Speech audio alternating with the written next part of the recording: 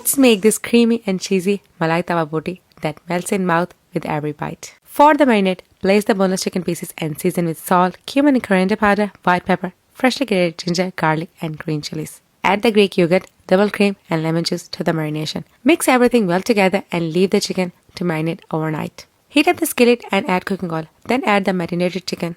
Cook the chicken on a low heat initially to prevent sticking to the bottom. Once the chicken starts bubbling, increase the heat to the high and cook until all the moisture evaporates and the chicken becomes tender. Add mozzarella cheese, cover and allow the cheese to melt. Optional, broil for 5 minutes at 190 Celsius to get the golden crust on top. In the last, give smoke from live charcoal for 5 to 6 minutes. And that's it. Garnish the malai tawa boti with fresh coriander and serve hot with lemon wedges and onion rings. And enjoy! I'm making this flaky golden pastry and a creamy vegetable base that's just like Greg's. Let's get started. First take a pan and melt some butter. Add in diced onions and cook until translucent. Stir in garlic until it becomes fragrant. Now add your mixed vegetables, diced bell pepper and a chopped broccoli to the pan. And season with salt and pepper. Cook this mixture for a few minutes until the vegetables are softened. In another pan, bring some milk to a boil.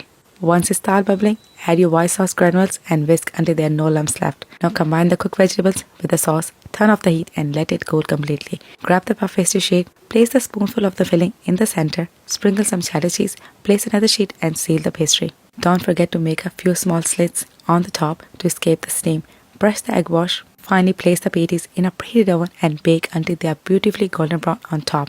Take out and there you have it. Delicious homemade vegetable bakes is ready to enjoy. Today I'm making some spicy and juicy chicken tenders with AIP Foods. First thing first, grab those chicken tenders and give them a cozy bath in buttermilk. I'm using Indus hot and spicy special chicken fry mix to amp up the flavor. Just sprinkle a little and don't forget to add a splash of pickle juice. Let them marinate for about 30 minutes. Pour in some more of that Indus chicken fry mix and get ready to coat those chicken tenders one by one. Next, let's heat up some oil in a pan. Once it's hot, gently add the chicken tenders. Fry them until they are crispy. Once they are done, take them out and serve those tenders with Indus spicy mayo and Indus chili sauce on the side for that extra kick. And don't forget some crispy french fries to complete the meal. There you have it. And don't forget to check out the wide range of Indus sauces and fry mix. When you're craving a simple dinner, I've got just a recipe for you. Chapati made with Indus gluten-free atta and a delicious dal. Let's get started. Take the large mixing bowl and place the Indus gluten-free atta. Now add hot boiling water and start mixing. It will take a while to come together. Once it's combined, knead the dough well until it's smooth. It should feel soft to touch like a wet clay. Cover the dough with a damp tea towel and let it rest for a few minutes. In the meantime, let's cook the dal. Start by rinsing the Indus red lentils thoroughly. In a pan, heat up some ghee, add diced onions and cook them until they become translucent. Next, throw in crushed ginger and garlic, cooking until you can smell that aroma. Now it's time to spice things up. Add salt, chili, cumin, coriander and turmeric. Mix those spices well. Throw in diced tomatoes, add the rinsed dal, pour in some water and cook until everything is tender. To finish it off, garnish with fresh coriander, green chilies and a sprinkle of garam masala. Now back to the dough. Make small dough balls. I'm using a roti maker for this step. Place the dough, close the lid and press the handle. Immediately open it and let the roti cook for a few seconds on the one side before flipping it and cook on other side. Look at that, it's super soft. But tip to remember here, never put the gluten-free atta in the fridge after kneading. And while making rotis, it should be slightly warm to touch. And there you have it, your chapati and dal are ready to be enjoyed.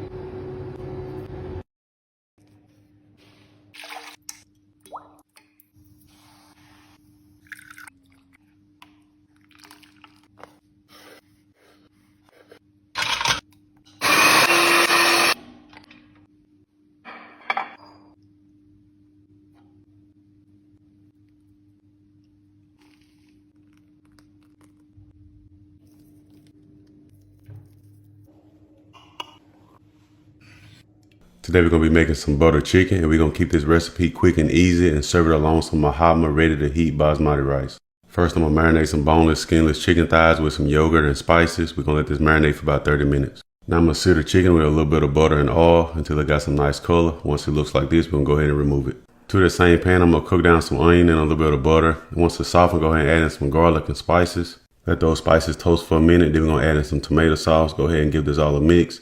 Let this come to a simmer, and then we're going to add in some heavy cream. We're going to mix this all together till it's nice and combined, and then we're going to go ahead and add back in our chicken, and we're going to let this simmer for about 10-15 minutes. While it's simmering, all them flavors going to come together, and then at the end, we just want to finish it off with a little bit more butter.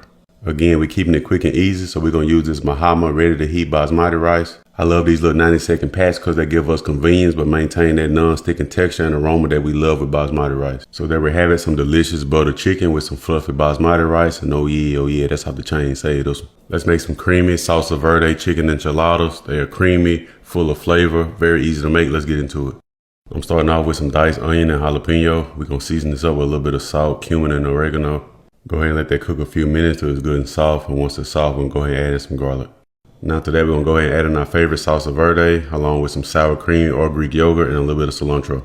Mix it together, save about a cup of this sauce to the side, and then we're going to add some cheese and shredded chicken. Mix this together till it's fully incorporated and taste for seasonings. Once you're happy with it, we're going to add some to the bottom of a casserole dish, and then we're going to take some flour tortillas, fill it up with some of that chicken mixture, and we're going to roll this up and add them all to the casserole dish.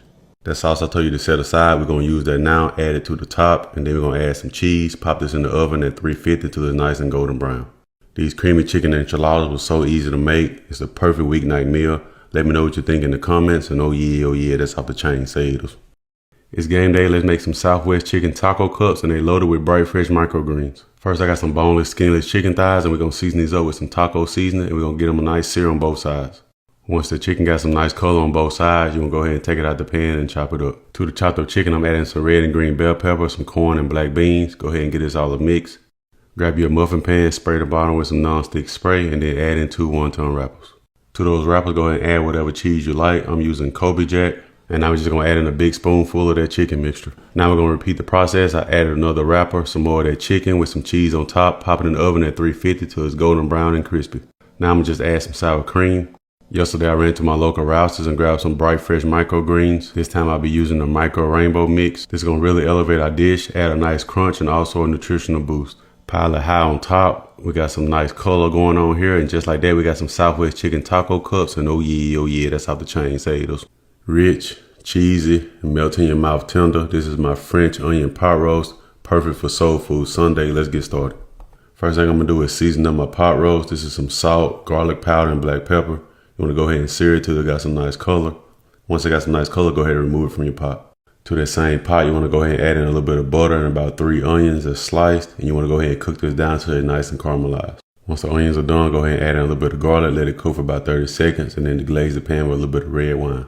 Throw back in your pot roast, add some broth so it can braise. Throw in some fresh herbs, this rosemary, thyme, and bay leaves. Try to grab some of them caramelized onions, put those on top, and let this braise for about 3 hours.